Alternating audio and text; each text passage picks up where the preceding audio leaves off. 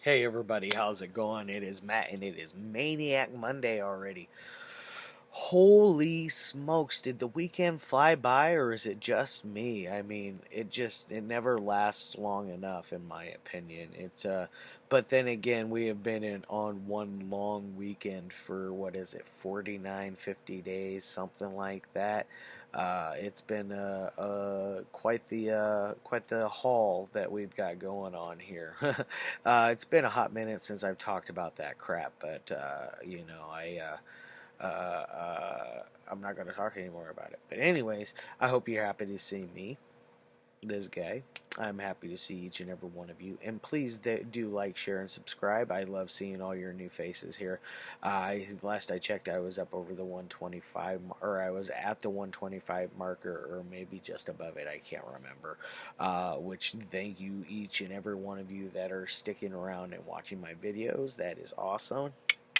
So let's get on to the film of the day. The film of the day is kind of it's pretty rough movie. It's not like it's a violent, brutal gore fest. It's one that is definitely extremely disturbing. It definitely has some kill. It does have a body count in this.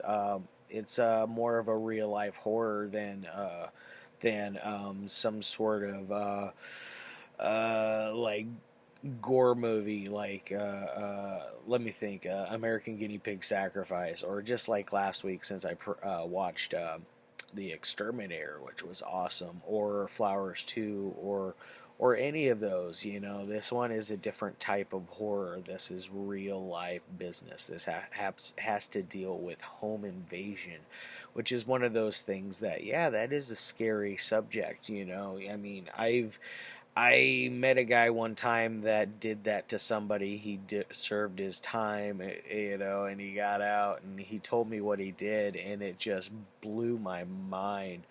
I don't know if he was being 100% legit with me. There's a good chance he was lying. But then again, there's a very strong chance he wasn't, because the guy was a very shady dude. He was very dodgy, one that I would never ever want to hang out with, and do business with. One of those kind of cats. He's just bad news, bad news. Anyways, but like what I was talking about was home invasion, and this is like an earlier one. It's not like the earliest. This is almost a a love letter to the Desperate Hours with Humphrey Bogart, which is a fun one. Which was remade. I believe Mickey Rourke was in that. I can't remember 100% yet. I've only seen it once, and I was a lot younger, and I don't really remember some of those younger days because I'm getting old, and there's old bong resin stuck in my brain from back in the old high school days. That all that jazz. Anyways, now that I've said some really wacky stuff, let's get on to the film. This one was made in 1977, so this is a few years before I was born. This one is definitely not rated. Runs at an hour and 26 minutes, the cut that I have here in my hands. It stars William Sanderson, who is always great in everything he is. I'm going to go ahead and just show you Fight for Your Life. But William Sanderson's character is amazing in this. Like, he plays such a scumbag. He is one of those that he does such a good job acting that you hate him. You literally do hate the guy. Like, the guy is so just grimy and such an asshole. He's somebody that you never want to do business with. He's a dodgy fella. Which some of you should know him from, like, Blade Runner. What else did he do? He did some True Blood. Like, I remember that. Deadwood, which was awesome. Shoot, I'm drawing blanks. This is one of his very first movies. It's not the first, but it's like the third third role he's had as far as films and television goes. I believe his first thing was a television show.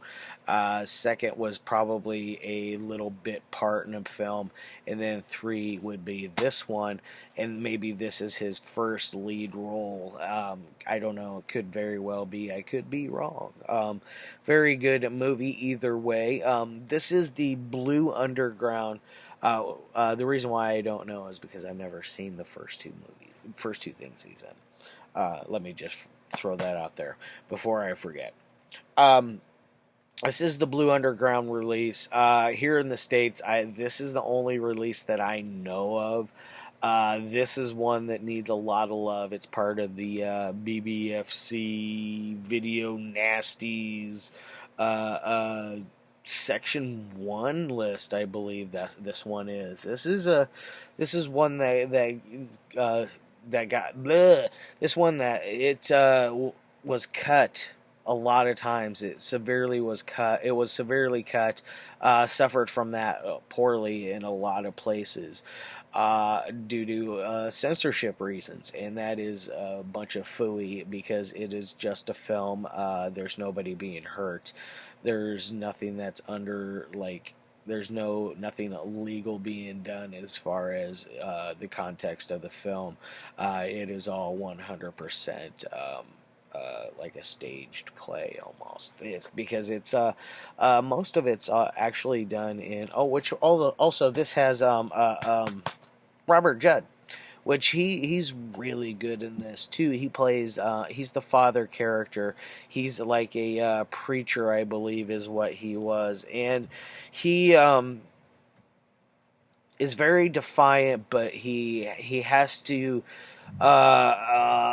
be submissive just because he doesn't want William Sanderson's character, which his name is Kane, doesn't want Kane to hurt or murder anyone in the family. Which, by the way, William Sanderson's character, Kane, and two other characters, they broke out of a transfer. They were being transferred. I'm guessing from one jail to a prison because they were baddies. They were people that definitely needed to go away. And they were stereotypical, ultra stereotypical characters. That's another reason why this probably I would say is very rough to watch. I mean, as far as like racism goes, this movie is one racist ass movie. It's but that's the meat and the bone, the meat and the potatoes to it. That's what it's about. It's about Kane, William Sanderson's character, taking over Robert Judd's character, taking over his family. After there's kind of an accident, they sneak out of the truck. There's this funny scene where they hijack this pimp's car, and then next thing you know, you see him running around, I'm gonna get you, da da da da da, and he's in his drawers, he's in his boxers, his socks, and his undershirt, and it's like, and he's doing the handshake. Oh, it's hilarious. The only really funny part of the whole movie, because it sets a very serious tone after that, they take the car. They stop off at this market, this little small store in the middle of nowhere, and they basically rob them. And there's a really very intense scene that involves a baby, and it's very it's mean, it's rough, it upsets you. And it sets the tone for the film, that scene right there alone, because it definitely does not pull any more punches after that. You go to Kane gets to the family, and they are in the middle of, I think they're in the middle getting ready to eat, and then before everything happens, they show the Robert Judd's son playing with another kid they were doing a whole thing of blood pact of blood brother, and they had a whole they show that they had a high sign, basically, that oh, hey, something's in trouble, like a little code between them. And it was it was something about calling somebody a hot dog, which is, kind of random, saying call somebody a hot dog, but I think that's what made it stand out more, because nobody says that kind of thing. Kind of funny, but their blood brothers split.